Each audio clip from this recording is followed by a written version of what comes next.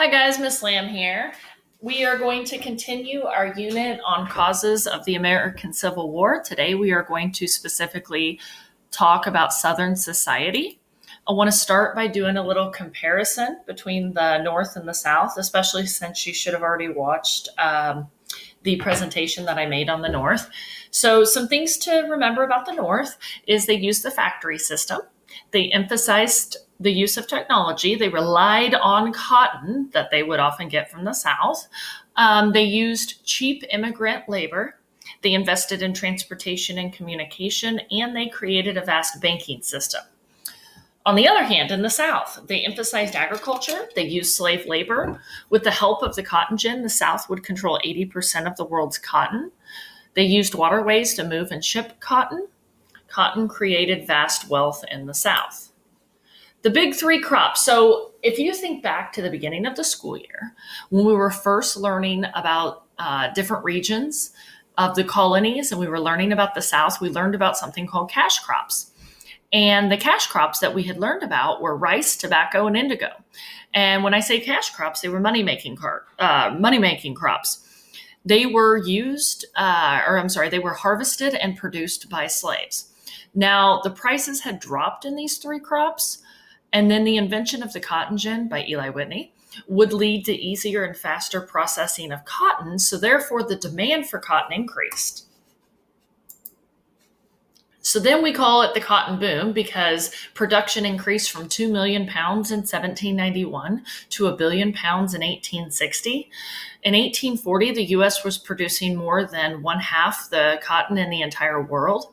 Since cotton was lighter than other crops, it cost less to ship and transport. Cotton was hard on the soil. You had to do crop rotation to protect the land. And there were new varieties that had been developed by plantations. With the invention of the cotton gin, it made it to where prior to this, seeds had to be picked out by hand. But the cotton gin drastically increased the processing of cotton because a person just had to turn the handle while others continued to pour in the cotton, and that would pull out the seeds. Plantations started to build cotton gins that could process tons of cotton. The cotton gin made cotton so profitable that plantations started to abandon all other crops. The South had become an agricultural power. The advancements in agriculture helped contribute to them becoming an agricultural power in the world. The top three corn growing states were in the South.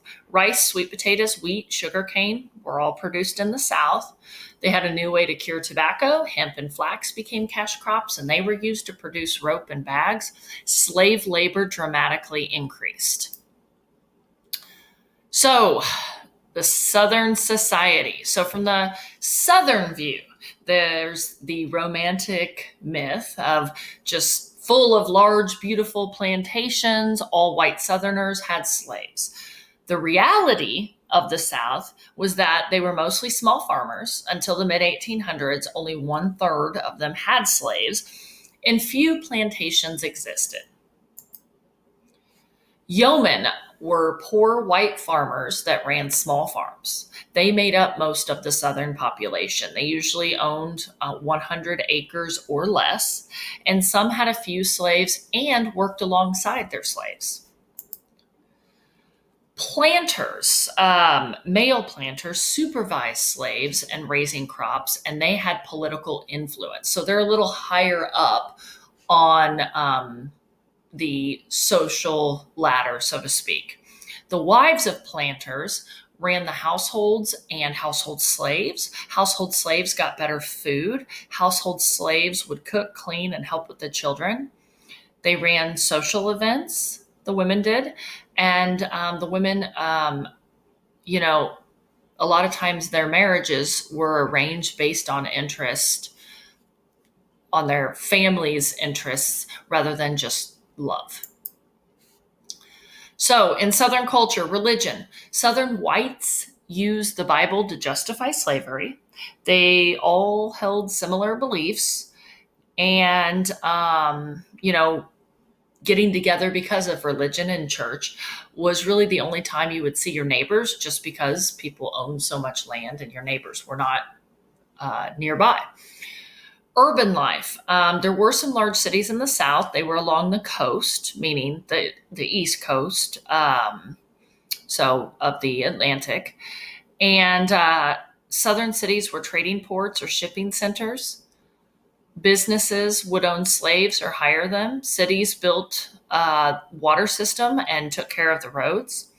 Charities supported libraries and orphanages. Free African Americans, they would live in rural areas and some lived in cities.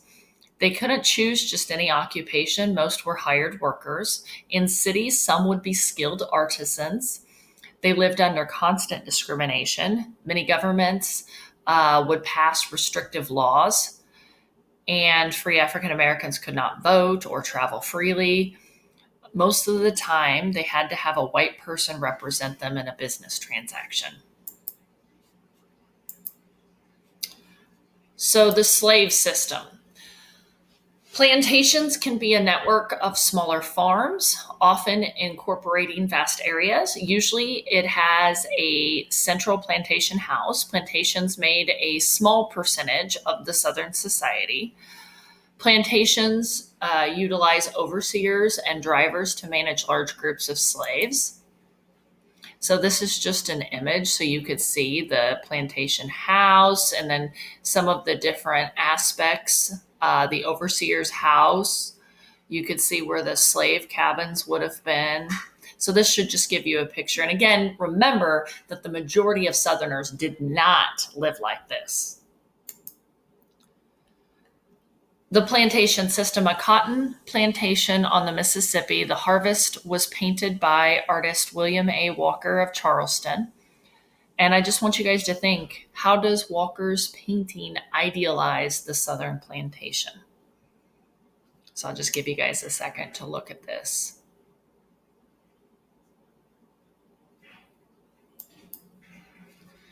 Slaves and work in the fields, large plantations. Plantations were similar to cities. Slaves had specific tasks. Gang labor was a group doing the same task. Plantations used a lot of gang labor. Small farms, they would have a variety of tasks, and the slaves would work alone or with their owner. Slaves and work home, the planter's home, they had butlers, cooks, nurses, nanny, babysitter, better food, clothing, and shelter, longer hours. Skilled jobs on plantations. There was blacksmithing or carpentry. They could sell services and keep a portion of the wages. I'm talking about the slaves that had the skilled jobs. And they potentially could eventually buy their freedom. So in the planter's home, the slaves served as butlers and cooks and nurses. So this just gives you an idea of some of the different jobs that slaves would have. This depicts an 1850 nurse and a master's child. So life in the South, and specifically for slaves, there were slave auctions. Slaves worried a lot about the auctions. Families could be separated during sales. This is their worst fear because families are all that they have. Slaves lived in dirt floor cabins. They kept their own gardens and they would fish if they were allowed to. They had very few furnishings and probably a leaky roof. And sometimes they kept chickens for eggs. Slave codes were passed to prevent slave uprisings. So slave codes are strict state laws that prohibited or did not allow slaves to travel from their homes. Literacy laws made it illegal to educate slaves. So you were not supposed to teach slaves how to read and write. The purpose of these slave codes is to maintain control over the slaves. So if you don't allow them to meet in groups and you don't allow them to learn to read and write or get an education, then you hold the slaves down more. They can't really get together and plan an uprising without having those things. So this depicts a slave auction. And again, remember, slaves' biggest fear is to be sold apart from their families.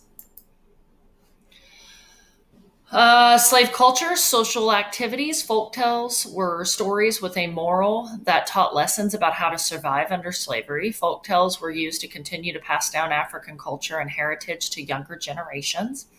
Religion was very important to slaves. Christianity played an important role because it offered the possibility of salvation in the afterlife. Christian slaves compared themselves to the Hebrew slaves in ancient Egypt. Spirituals were emotional Christian songs that blended African and European music to express their religious beliefs. Christianity was sometimes blended with traditional African religions. Rebellion and slave uprising. Slaves rebelled against long working hours by slowing down work in the fields or breaking necessary tools. Southern whites were in constant fear of slave uprisings or rebellions. This is due to the large number of slave populations compared to the small numbers of the white population. Nat Turner's rebellion, he was a slave from Virginia. He led a group of slaves to kill all of the slaveholders and their families. This was the most violent slave uprising in the U.S., and Nat Turner was executed on November 11th, 1831, because of this. The Nat Turner Rebellion killed about 60 white people. So this just gives you a little bit of insight to Southern society and some of the important things I think I want you to remember, or just the difference between the romanticized view and the reality of it. The majority of Southern whites were not large plantation owners that lived a rich, luxurious life. There were those people, but I wanted you to understand that that was not everybody in the South. So that's all that I have for you today. And I hope that you guys have a good rest of your day. See you later.